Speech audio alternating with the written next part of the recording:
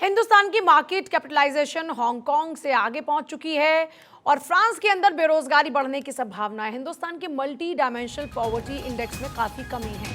हिंदुस्तान में CPI inflation 6% के करीब पहुंचने की संभावना है। हिंदुस्तान की डब्ल्यूपीआई इन्फ्लेशन भी पॉजिटिव रहने की संभावना है।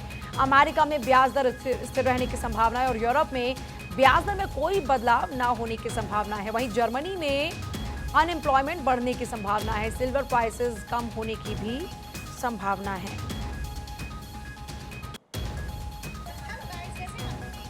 तो देखिए, फ्रांस के अंदर बेरोजगारी बढ़ने की संभावना है और हमारे साथ में आकाश जिंदल जुड़ रहे हैं। सीधे उनका रुख करते हुए, आकाश जी अर्थशास्त्री हैं और लगातार जो भी उनके अभी तक के प्रेडिक्शंस रहे हैं वो परफेक्टली बैठे हैं। आकाश जी, हम देख रहे हैं कि हांगकांग को पीछे छोड़ दिया है। लार्जेस्ट शेयर बाजार की अगर बात करें उस लिहाज से नंबर 4 पर इस वक्त आ चुका है इंडिया और बहुत ही जल्द चीन को पीछे छोड़ेगा, जापान को पीछे छोड़ेगा। उस दिशा में भारत के कदम तेजी से आगे बढ़ रहे हैं। I think you are very right when you say that we are the fourth market as far as market capitalization is concerned. बिल्कुल आपने सही कहा।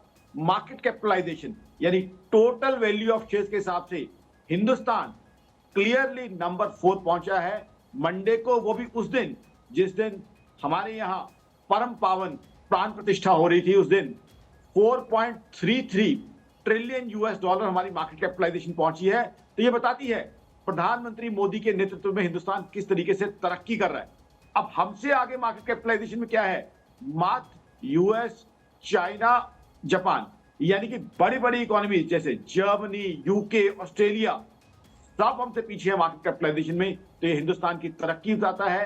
प्रधानमंत्री मोदी साहब की अच्छी पॉलिसीज, उनकी टैलेंटेड लीडरशिप दिखाता है कि किस तरीके से हिंदुस्तान तरक्की कर रहा है। उसके अलावा देखिए, ग्लोबली आज कितने जियोपॉलिटिकल इश्यूज चल रहे हैं। रशिया यूक्रेन वॉर हुई, इजराइल हमास इशू हुआ, उसके अलावा हूती का इशू हुआ, लेकिन हिंदुस्तान की इकोनॉमी तरक्की करती जा रही है और 7.2% से ऊपर जीडीपी ग्रोथ पूरे साल का अनुमान है। और इस क्वार्टर की बात कहें, क्योंकि प्राण प्रतिष्ठा हुई है, दुनिया भर से पिलग्रिम्स आ रहे हैं, 8.4% की मेरी प्रेडिक्शन है जीडीपी ग्रोथ की, मेरी ऑर्गेनाइजेशन आकाशदल.in की।